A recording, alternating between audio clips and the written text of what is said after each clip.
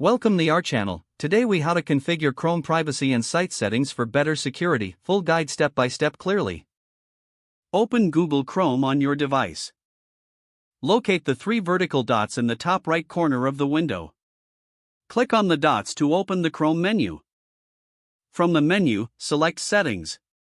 In the Settings menu, scroll down to find Privacy and Security in the left sidebar. Click on Privacy and Security.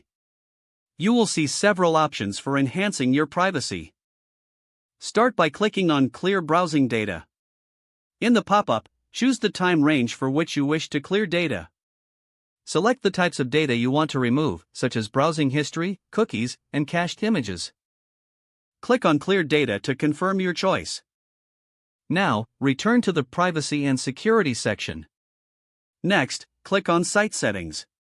Here, you can manage permissions for specific site types like cookies, location, and notification. Begin with Cookies and Site Data.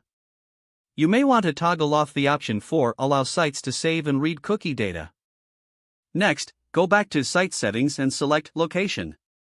If you want to prevent sites from accessing your location, click on Location and return to the Site Settings page to find Camera and Microphone.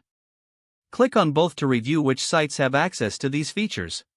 You can change these permissions to block access if necessary. Next, return to the Privacy and Security section. Select Security for further options. Here, you can enable enhanced protection for better security while browsing. Now, scroll down to Manage Certificates for advanced settings. Review the installed security certificates. This is an important step to ensure that your online connections are secure. Finally, always keep your Chrome browser updated for the latest privacy and security features. Close the Settings tab when you're finished.